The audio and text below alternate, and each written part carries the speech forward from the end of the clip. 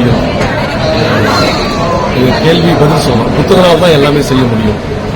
ஒரு புத்தகத்தால் ஒரு புரட்சி ஏற்படுத்த முடியும். ஒரு புத்தகத்தால் ஒரு மனிதனுடைய மனநிலையை மாற்ற முடியும். ஒரு புத்தகத்தால் எல்லாமே முடியும். ஒரு புத்தகம்ன்றது ஒரு விழி. ஒரு மனிதனுக்கு ஒரு விழி, 2 விழிகள் சொல்றாங்க. 2 விழியில ஒரு பார்வை இருக்கும். 2 விழியிலும் ஒரு பார்வை தான் இருக்கும். பட் நமக்கு இது 3வது ஒரு விழியா புத்தகம் வாசிப்பு பழக்கத்தால் ஏற்படுற அந்த புத்தக நம்ம அணுகிறது வந்து நமக்கு ஒரு 3வது ஒரு விழினா 3வது ஒரு பார்வை. அதுல வந்து 2 விழி ஒரு பார்வை மாதிரி கிடையாது. இந்த ஒரு பார்வை நமக்கு மிகப்பெரிய விஷயங்களை புலப்படுத்தும். இந்த உலகத்தில் கண்டடையாத விஷயங்கள் எல்லாம் நமக்கு கொண்டு வந்து சேர்க்கும். வாசிப்பு பழக்கத்தால் மட்டும்தான் சாதிக்க முடியும். புத்தகம் நம்ம தேடி கண்டடைகிற புத்தகம் நமக்கு உலகத்தில் கண்டடையாத பல விஷயங்கள், பல நுண் விஷயங்கள் எல்லாம் நமக்கு கொண்டு வந்து சேர்க்கும்.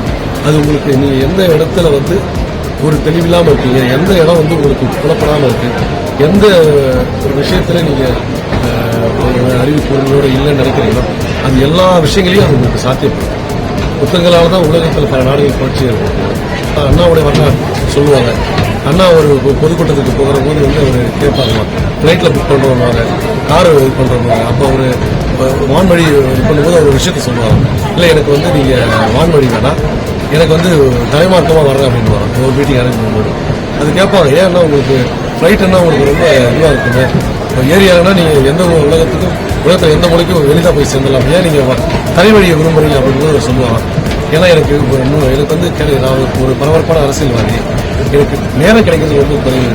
அப்படின்னும் போது நீங்கள் வான்வழி புக் பண்ணுறீங்கன்னா எனக்கு அது எளிதாக இருக்கும், சொகுசாக இருக்கும், ஒரு கௌரவமாக இருக்கும். ஆனால் என்னால் அந்த ஒரு குறிப்பிட்ட நேரத்துக்குள்ள நான் சென்றடைய வேண்டிய இடத்தை அடைஞ்சிருவேன். அதை நான் விரும்புகிற ஒரு புத்தகத்தை படிக்க முடியாது.